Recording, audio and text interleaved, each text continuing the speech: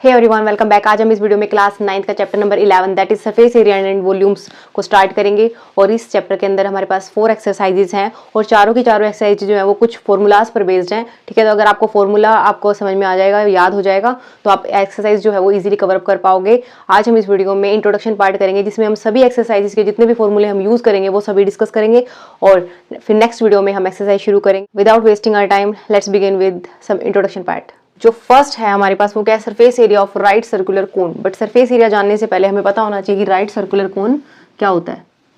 तो देखिए, आपने इस टाइप की फिगर देख रखी होगी, जो आपका आइसक्रीम कोन्स होते हैं उसकी यही फिगर होती है। ठीक है, या फिर अगर आप ट्रैफिक सिग्नल पर देखते हो तो रोड कोन्स होते हैं। आपने देखा होगा कि रोड को ट्रैफिक जो है उनको डायरेक्शन देने के लिए, कार्स को, व्हीकल्स को डायरेक्शन देने के लिए ये इन कोन्स का यूज किया जाता है। ठीक है, तो ये जो कोन है ना, अब ये राइट सर्कुलर की बात कर रहे हैं, विच मीन्स जैसे ये जो पॉइंट है ये हमारा क्या कहलाता है, वर्टेक्स कहलाता है। और ये आप देखिए एक सर्कुलर है। ठीक है, ये 3 डायमेंशनल पिक्चर है एक। अब आप देखिए, अगर हम इस वर्टेक्स से ऐसे लाइन ड्रॉ करें, ठीक है, और ये जो सर्कल है, सर्कल का ये जो है वो रेडियस हो जाएगा। ठीक है, आपको पता है जो सर्कल होता है उसका एक सेंटर होता है, रेडियस होता है, और अगर हम 2 टाइम्स ऑफ आर करें तो डायमीटर आ जाता है। ठीक है, तो राइट सर्कुलर कोन किसको कहेंगे, अगर हम वर्टेक्स से अगर हम एक स्ट्रेट लाइन ड्रॉ करें, या you can say perpendicular draw करना है हमें, जो हमारे सर्कल जो वाला पार्ट है उसको सेंटर पर ज्वाइन करे। ठीक है, तो अगर यहाँ पर हमारे पास 90 डिग्री का एंगल बन रहा है तो हम कहेंगे कि this cone is right circular कोन। तो जो हम सरफेस एरिया वॉल्यूम पढ़ रहे हैं वो हम राइट सर्कुलर कोन के बारे में पढ़ रहे हैं। ठीक है, कोई डिस्टोर्टेड कोन है, जैसे कोई किसी इस टाइप की शेप है मान लीजिए, तो इसको आप राइट सर्कुलर कोन नहीं कह सकते। ठीक है, क्योंकि ये पहली बात तो जो बेस है वो सर्कल नहीं है।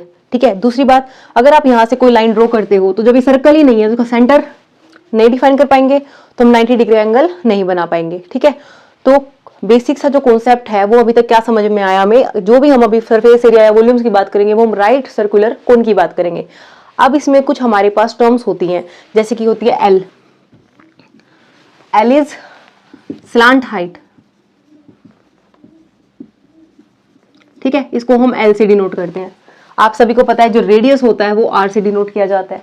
ठीक है, अब ये जो हाइट है ना, ये तो एल है, लेकिन ये जो परपेंडिकुलर हाइट है उसको हम किससे डिनोट करेंगे, एच से। ठीक है, तो परपेंडिकुलर हाइट क्या होगी, एच। ये जो स्लोपिंग लाइन है ना, इस टाइप की जो लाइन है इसको हम कहेंगे स्लैंट लाइन। ठीक है, या स्लैंट हाइट। और ये जो हमारे पास है R, radius of this circle. अब आप एक और चीज नोटिस कीजिए, ये जो हमारे पास सर्कल है ना, इसको हम क्या कहते हैं, base of cone.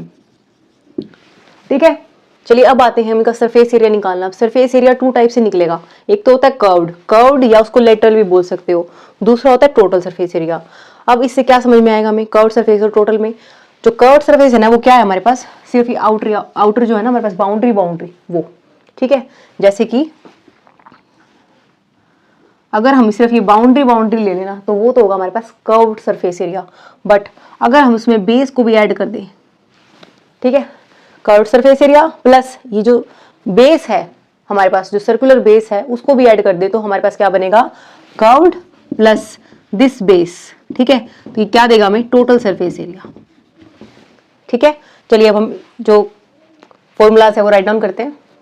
Volume of right circular cone क्या होता है हमारे पास, 1/3 पाई आर स्क्वायर एच। ठीक है, एच क्या है, again height of the right circular cone, R is radius of the base, and pi की वैल्यू क्या है हमारे पास, 22/7। ठीक है, तो पाई आर स्क्वायर एच का 1/3 जो है वो हमारे पास क्या होता है, वॉल्यूम। चलिए नेक्स्ट करते हैं। So next is surface area of sphere. Sphere क्या होता है, जो सर्कल होता है वो 2 डायमेंशनल स्पेस होता है। ठीक है, 2 डायमेंशनल स्पेस में, बट अगर हम उसको एक्सटेंड करके 3D में लेके जाएं, 3 डायमेंशनल स्पेस में लेके जाएं, देन हम उसको क्या कहेंगे, स्फीयर। जैसे ग्लोब होता है ना, तो ग्लोब जो है वो एक एग्जाम्पल है स्फीयर का, ऐसे।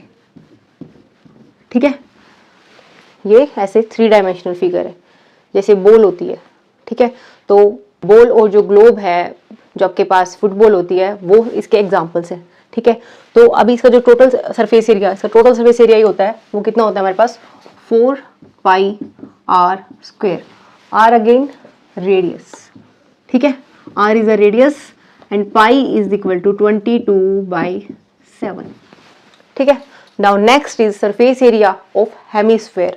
हेमिस्फेयर क्या होता है, अगर हम किसी स्फेयर को बिल्कुल बीच में से डिवाइड कर दे 2 इक्वल पार्ट्स के अंदर, ठीक है, तो हमारे पास कुछ इस टाइप का फिगर बनेगा ना,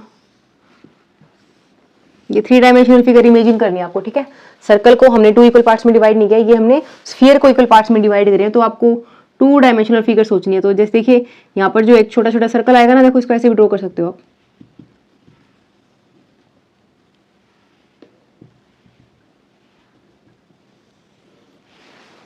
ठीक है, तो ये इन दोनों पार्ट को अगर हम ज्वाइन कर दें तो आपस में हमारे पास अगेन क्या बन जाएगा, स्फीयर बन जाएगा। अब इसमें भी रेडियस हमारे पास क्या होती है, आर ही होती है। ठीक है, अब आप देखिए आपको जो डेफिनेशन है उसी साइड लग जाएगा कि इसका जो कर्व सरफेस एरिया है वो कितना हो जाएगा। इसका हमारे पास 4 पाई आर स्क्वायर है, अगर हम इसको बिल्कुल बीच में से कट कर दें हाफ ही हो जाएगा ना, तो 4 पाई आर स्क्वायर का हाफ कितना होता है, 2 पाई आर स्क्वायर।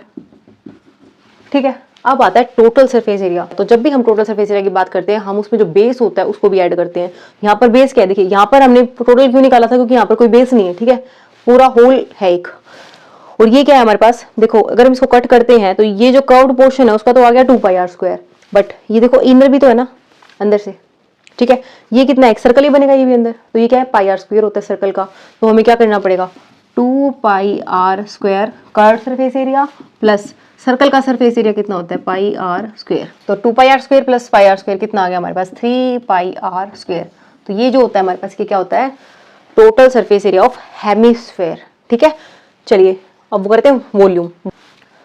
तो जो वॉल्यूम होता है स्फीयर का वो कितना होता है, 4/3 पाई आर क्यूब।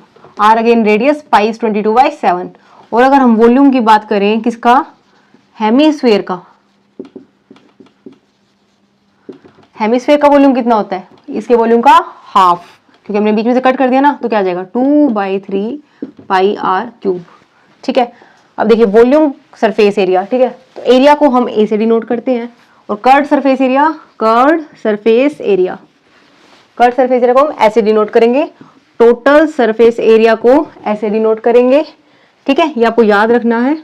वॉल्यूम करेंगे तो V से वॉल्यूम को डिनोट करेंगे। एक चीज और जो है, हमने जब कोन वाला पार्ट किया था तो उसमें एक चीज और मिस हो गई है बतानी, वो क्या था कि जो हमारे पास कोन होता है ना, जैसे ये वाला फिगर आपको पता है, ये height h, this is r and this is l, ये स्लैंट हाइट।